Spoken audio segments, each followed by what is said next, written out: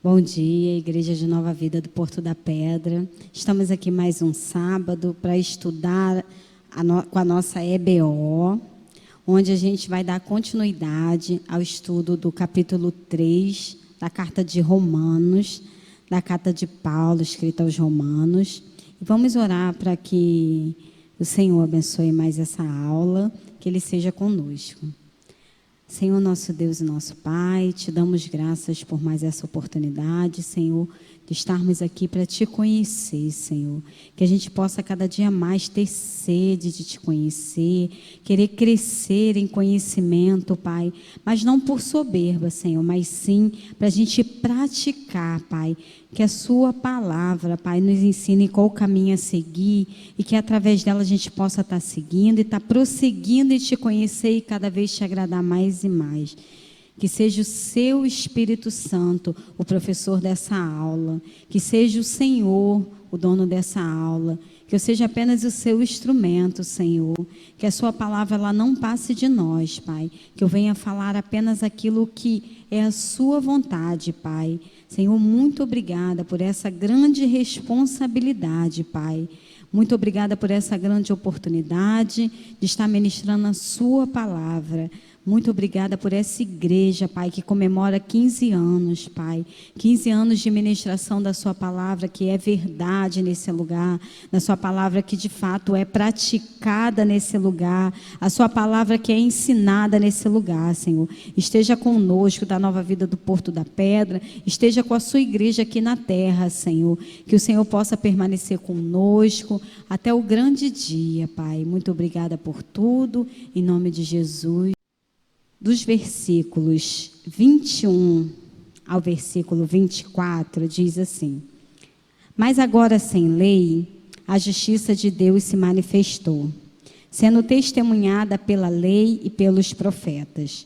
E a justiça de Deus mediante a fé em Jesus Cristo, para todos e sobre todos os que creem, porque não há distinção, pois todos pecaram e carecem da glória de Deus, sendo justificados gratuitamente por sua graça, mediante a redenção que há em Cristo Jesus. Aqui, após Paulo levar o homem, no capítulo 1, no capítulo 2, no início do versículo 3, do capítulo 3, nos primeiros versículos, a evidência de que sozinho não conseguimos, de que as boas obras não salvam, mas que fique bem claro que o salvo, ele realiza boas obras, após nivelar os níveis entre judeus e gentios, ele vem anunciar a mensagem da salvação mediante Cristo Jesus, a mensagem da redenção através de Cristo Jesus. Aqui Paulo começa a falar. Primeiro, Paulo é um estrategista. Paulo é um dos maiores estrategistas que eu já li. Eu leio vários livros mas Paulo é um dos maiores estrategistas. Claro que depois de Jesus Cristo, que esse é o maior estrategista de todos os tempos. Mas Paulo, ele era muito inteligente. Primeiro, ele traz o homem a sua natureza, ele traz o homem a total consciência de quem ele é, de onde ele veio, que ele não é melhor do que ninguém, que o fato do judeu ser circuncidado e ter recebido os oráculos do Senhor no Monte Sinai não torna ele diferente de ninguém. Primeiro, Paulo, ele leva o homem, aí ele vê o quanto ele é miserável. Primeiro, Paulo leva a gente a uma total reflexão de que nada somos, de que nada podemos, que não somos melhores do que ninguém. Paulo leva o homem a pensar que se não fosse Cristo Jesus, os seus membros correriam para o mal. Paulo leva o homem a depreciação mesmo, sabe? A consciência de quem nós somos. Muitas das vezes a gente precisa ser levado à total consciência de quem nós somos, para a gente não se vangloriar. Como a gente leu em Efésios, nós não somos salvos pelas nossas obras para que ninguém se glorie, para que ninguém possa dizer: eu fui salvo porque eu fiz isso ou eu fiz aquilo. Não. Nós somos salvos mediante a fé. E a palavra de Deus é bem clara, isso não vem de vós. Ou seja, Deus não precisa das minhas atitudes para que eu seja salvo. Mas o salvo, ele tem boas atitudes. O salvo, eu não preciso orar para ser salvo, mas o salvo ora. Eu não preciso jejuar para ser salvo, mas o salvo jejua, como foi falado pelo diácono Gilberto na aula anterior. Nós somos salvos mediante a fé em Cristo Jesus. E isso não é para a gente se vangloriar, ou para a gente achar que nós somos melhores do que os outros por isso. E justamente Paulo, ele vem aqui fazer isso, ele vem colocar o homem num patamar de... Ele vem equiparar os níveis. Ele vem dizer assim, peraí, você está achando que você é melhor do que o outro? Todos pecaram e todos carecem da graça de Deus. Todos pecaram. Não há um justo sequer. Paulo vai falando, ele vai colocando o homem no seu lugar, para que sobressaia a glória do Senhor, para que sobressaia a glória de Cristo Jesus. E agora a gente entra no versículo que diz assim, a quem Deus, no versículo 25, que diz assim, a quem Deus apresentou como propiciação do seu sangue, mediante a fé de Deus. Fez isso para manifestar a sua justiça, por ter ele, na sua tolerância, deixado impunes os pecados anteriores cometidos. A quem Deus apresentou a propiciação. Aqui, propiciação, quando ele fala sobre isso, ele está falando sobre, ele está comparando o sacrifício de Cristo Jesus na cruz, quando ele justamente foi sacrificado, o seu sangue foi derramado na cruz para a remissão dos nossos pecados. Para a remissão dos nossos pecados. O sacrifício de Jesus na cruz, o sangue de Jesus, ele foi derramado para a remissão dos nossos pecados. Eu falei que Paulo levou o homem à total consciência da depravação humana, justamente porque os judeus e os gentios, existia esse conflito na cidade de Roma, para onde Paulo escreveu essa carta, e nesse momento que Paulo relata aqui em Romanos capítulo 3, ele justamente nivela o homem através da sua consciência do pecado. Ele coloca o homem no mesmo patamar, justamente para ele entender que ninguém era melhor do que ninguém. Fazendo uma breve reflexão da última aula, Paulo justamente ele leva o homem a entender que ele é totalmente dependente da graça de Deus, que ele é totalmente dependente de Cristo Jesus, que o fato dos judeus terem recebido os oráculos de Deus no Monte Sinai através de Moisés, deles terem recebido a promessa através de Abraão e deles serem circuncidados, terem recebido a circuncisão física, não os tornava seres diferentes, não os tornavam pessoas diferentes perante Deus. Paulo explica que todos pecaram e foram destituídos da graça de Deus. Paulo diz que todos pecaram e todos são dependentes de Deus. Paulo diz que o pecado tornou todo mundo no mesmo nível. E é isso que nós vemos dos versículos 1 ao versículo 21. E no final desses versículos que eu citei, Paulo justamente vem falar que a lei serve para apontar o pecado, que a lei não leva ninguém a pecar. A lei, ela aponta o pecado, a lei, ela dá a direção, a lei, ela leva o homem à consciência do pecado, a lei, ela leva o homem à dependência de Deus. Jesus não veio para anular ou cancelar, não, muito pelo contrário. Jesus veio para afirmar a lei.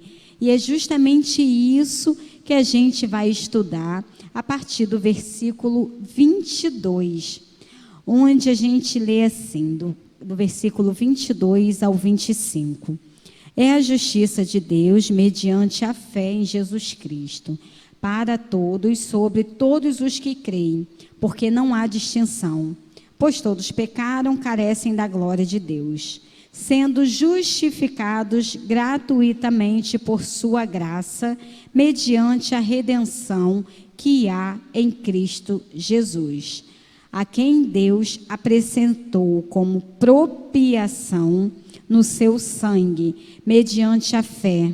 Deus fez isso para manifestar a sua justiça, por ter ele, na sua tolerância, deixado impunes os pecados anteriormente cometidos. Como eu falei, Paulo levou o homem à total evidência de que sozinho não conseguimos, de que as nossas boas obras não nos salvam. Após nivelar os níveis entre judeus e gentios, agora Paulo abre os portais da graça e aponta para o caminho da salvação em Cristo Jesus. O que seria justificação? Se a gente procurar o significado de justificação no dicionário, justificação diz que é aquilo que se usa para dar essa explicação, razão, motivo ou justificativa. Prova por meio de título ou testemunho, ou documento ou processo que contém essa prova. Justificar significa você justificar através de uma razão ou dar uma explicação de algo. E a justificação para Deus significa declarar justo perante os olhos de Deus. E nós somos justificados pelo Senhor. A justificação, ela é algo divino, ela não é algo humano. A justificação não é algo que você vai conquistando. Eu vou ser uma pessoa melhor porque Deus vai me justificando aos poucos. Não. A justificação, ela foi conquistada na cruz. Já é um ato, já é uma ação, já foi realizada. A Igreja Católica, ela tem um costume de dizer que a justificação é algo crescente, é algo que você vai conquistando. Não, a justificação, ela já foi conquistada. A justificação é um ato, ela já foi feita por Cristo Jesus. A justificação é declarar que nós somos justos mediante Deus. Ele é o mediador, ele é aquele que nos justifica. Ele é aquele que nos limpa, que nos lava, que nos salva diante de todo o pecado. Nós aprendemos na aula anterior, nas aulas anteriores de Romano, o quanto o homem é impuro, o quanto o homem é sujo, o quanto o homem é mau. Se não fosse Cristo Jesus nos lavar, nos remir com o seu sangue, o que seria de nós? E aqui, no versículo 25... dos versículos 25 ao versículo 26, que diz assim: a quem Deus apresentou como propiciação. A propiciação, ela significa a conciliação da ira divina mediante uma oferta sacrificatória. A propiciação, ela nos traz a ideia de apaziguar, de satisfazer. A morte de Cristo Jesus na cruz, com o seu sangue derramado, ela representa o dia da expiação. O dia da expiação era onde o sacerdote entrava no Santo dos Santos, ele pegava o sangue dos animais sacrificado, ele aspergia esse sangue sobre o propiciatório. O que é o propiciatório? Existia a Arca da Aliança. Acima da Arca da Aliança, o propiciatório era a parte de cima da Arca da Aliança. E o sangue dos animais sacrificados, que representava o sacrifício, representava a expiação do pecado do homem. O que é expiar, Vanessa? É sofrer em consequência de. Aqueles animais, eles sofriam em consequência do pecado do homem. E lá em Levítico 16... dos versículos 14 ao versículo 16, explica esse sacrifício que era feito pelo sacerdote. Ele pegava o sangue desses animais que eram sacrificados, ele aspergia sobre a arca da aliança. Assim foi o sangue de Cristo Jesus, que ele foi expiado para a remissão dos nossos pecados. O sangue dele foi derramado para a remissão dos nossos pecados. O sangue de um inocente foi derramado para que a gente conseguisse, para que a gente pudesse ser salvo. O sacrifício de Cristo Jesus, ele foi o cordeiro que se sacrificou. O seu sangue foi derramado por mim e por você, para a remissão dos nossos pecados. Lá no Éden, nós perdemos a comunhão. Deus todo dia ia ao jardim ter comunhão com Adão e Eva. E o homem pecou, foi retirado do Éden e perdeu essa comunhão. E lá em Gênesis, foi profetizado que viria um que pisaria a cabeça da serpente. Serpente essa que enganou Eva. E como que veio? É Cristo Jesus. Ele reconciliou. O seu sangue, quando caiu na terra, o véu se rasgou de cima a baixo, porque a gente só podia entrar no Santo dos Santos, o sacerdote somente podia entrar no Santo dos Santos uma vez por ano. E hoje, a gente entra no Santo dos Santos o tempo todo. A gente vive no Santo dos Santos. A gente é convidado a viver no Santo dos Santos e ter comunhão com Cristo. Por que a gente vive isso hoje? Porque Cristo Jesus se fez sacrifício por mim e por você para justificar os nossos pecados através do plano de redenção. Jesus Cristo, através do plano de salvação, ele foi expiado por mim e por você. Ele derramou o seu sangue para me lavar, para te lavar dos nossos pecados. Olha que lindo. Olha que lindo. Ele se fez pecador por nós. Ele trocou de lugar. Aquela morte não era para ele. Aquela morte não era dele. Aquela morte era minha. Aquela morte era sua. Aquela morte de cruz era a morte de pecador. E ele veio, ele cumpriu toda a lei, ele nos ensinou. E ele se fez sacrifício por mim e por você. E isso é apropriação. Apropriar-se é tomar para si algo que não é seu. E ele se apropriou de um pecado que não era dele, para se fazer sacrifício, para que a gente tivesse vida e vida em abundância. E a justificação, Cristo é o nosso justificador, é Ele que nos justifica. A nossa justificação não é algo conquistado por nós, é algo divino. Se o homem tentar entender, ele realmente não vai conseguir, porque é algo divino.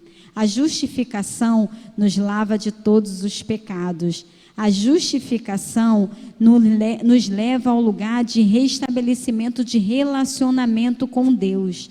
Cristo, quando Ele nos justifica, Ele está nos lavando de todas as impurezas, de todo o pecado que habita em mim, que habita em você. Esse é o sentido da cruz. E dos versículos 26 ao versículo 31 diz assim: tendo em vista a manifestação da sua justiça no tempo presente, a fim de que o próprio Deus seja justo e justificador daquele que tem fé em Cristo Jesus. Onde fica então o orgulho? Foi totalmente excluído. Por meio de quê? Lei? A lei das obras? Não. Pelo contrário, por meio da lei da fé. Concluímos, pois, que o ser humano é justificado pela fé, independente das obras da lei. Ou seria Deus apenas Deus dos judeus? Será que não é também Deus dos gentios? Sim, também dos gentios. Visto que Deus é um só, o qual justificará o circunciso a partir da fé e o incircunciso por meio da fé. Anulamos então a lei por meio da fé? De modo nenhum. Pelo contrário, confirmamos a lei. Aqui no versículo 27, Paulo começa a fechar esse lindo capítulo dessa linda carta, dizendo assim: onde então fica o orgulho? Porque quando foi lá no início, Paulo justamente estava explicando que não existia diferença para derrubar todo o orgulho dos judeus em relação ao que a gente estudou, deles terem recebido o oráculo de Deus, a promessa deles serem circuncidados. No versículo 27, Paulo diz que depois de todo esse entendimento da depravação humana, da dependência humana de Cristo, nós somos levados a um entendimento que somos totalmente dependentes da graça, porque não é a lei das obras, pelo contrário, é a lei da fé. Nós lemos em Efésios que nós não somos salvos mediante as nossas obras, nós somos salvos mediante a graça. Isso não vem de nós, isso vem de Deus, para que ninguém se glorie. Olha como a Bíblia ela se encaixa, olha como versículos a versículos, livro a livro vai se encaixando. E a gente vai compreendendo. A Bíblia ela não se contradiz em momento nenhum, muito pelo contrário, ela se completa. A Bíblia é uma obra completa. Ela é completa, ela não se contradiz. O homem que fica tentando encontrar subterfúgio para justificar a sua natureza pecaminosa, tentando, mas começa e cai por terra, porque o sangue de Jesus ele tem poder. E a palavra de Jesus, a palavra de Deus, ela é viva, ela é eficaz, ela é como a faca de dois gumes, que ela penetra entre a divisão da alma e do espírito. Não há quem conheça a palavra de Deus e pratique a palavra de Deus de todo o seu coração e não mude, não existe isso. Onde a palavra de Deus chega, ela causa mudança, ela causa transformação. E assim, através da palavra de Deus, que foi inspirada pelo Espírito Santo de Deus, Paulo nos escreve dizendo: e onde fica o orgulho? Totalmente excluído. Porque justamente Paulo aqui está dizendo, não são nossas obras, não são nossas atitudes que vão nos levar à salvação. Nós somos dependentes, totalmente dependentes da graça de Deus. Se a gente olhar a nossa força, se a gente olhar para os nossos membros e achar que nós somos capazes, nós estamos anulando todo o sacrifício feito na cruz. E aqui no versículo 28, Paulo diz assim: concluímos, pois, que o ser humano é justificado pela fé, independente das obras da lei. O único que conseguiu cumprir toda a lei foi Jesus Cristo. O único. Nesses últimos versículos aqui, Paulo deixa claro que a lei e a fé, elas são antagônicas, que elas andam juntas, que nós precisamos da lei para levar o homem à consciência da sua depravação, para equiparar os homens, para colocar todos os homens no mesmo nível, e sabemos que precisamos da fé para sermos libertos e alcançarmos a justiça através da morte e ressurreição de Cristo Jesus. Ou seria Deus apenas Deus dos judeus, como diz no versículo 29? Será que não é também Deus dos gentios? Sim, também dos gentios.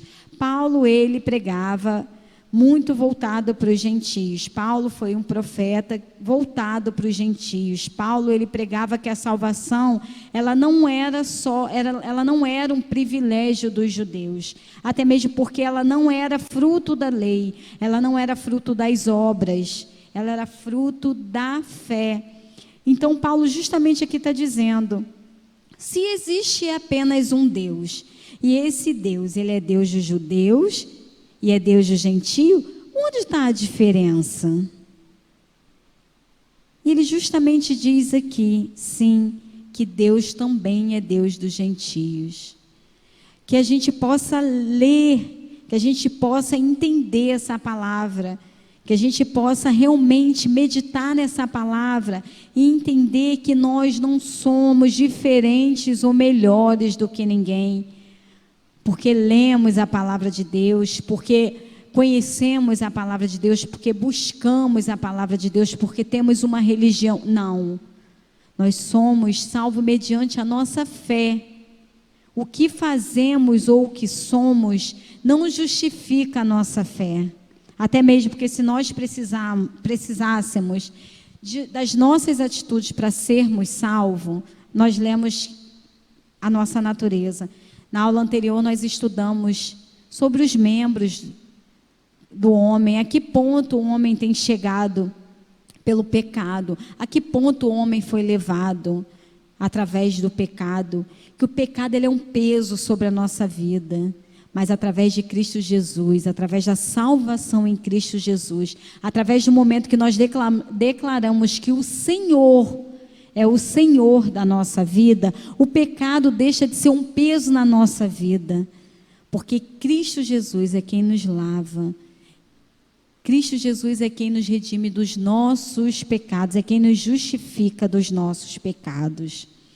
E no versículo 30 e 31, ele diz assim: visto que Deus é um só, o qual justificará o circunciso a partir da fé e o incircunciso por meio da fé, anulamos então a lei por meio da fé? De modo nenhum. Muito pelo contrário, confirmamos a lei. É o que eu venho dizendo. A lei, ela não salva, mas ela aponta a necessidade de arrependimento. As boas obras, ela não salva, mas o salvo, ele realiza boas obras. Nessa carta, e Paulo fecha essa carta justamente explicando que não é pelo nosso sacrifício, não é pela nossa força, não é pela nossa competência, não é pelo nosso intelecto, não é porque... E essas obras, que fique muito claro explicar, essas obras são as nossas atitudes, são quem nós somos de verdade. Porque os fariseus, eles tinham costume de mandar, de obrigar o povo a cumprir todas aquelas leis, mas eles mesmos não cumpriam. E era exatamente isso que Paulo estava mostrando para os judeus. Vocês exigem tudo isso dos gentios, mas nem vocês cumprem tudo isso. Ou seja, Paulo estava dizendo, não adianta vocês se vangloriarem, porque o povo judeu, eles tinham o costume de achar que eles seriam privilegiados no dia do julgamento. E nesse capítulo, nessa carta, Paulo justamente prova que não é sobre o que fazemos, é sobre a nossa fé, é em quem cremos, é no que acreditamos. E só através de Cristo Jesus que podemos conquistar a nossa salvação. Nós somos justificados mediante Cristo Jesus. E Paulo encerra esse capítulo dizendo que não há judeu, não há gentio. E que de modo nenhum Cristo veio para anular a lei, muito pelo contrário, ele veio para confirmar a lei. Porque muitas vezes as pessoas falam, mas isso está no Antigo Testamento. Não é isso. Cristo veio justamente para confirmar a lei.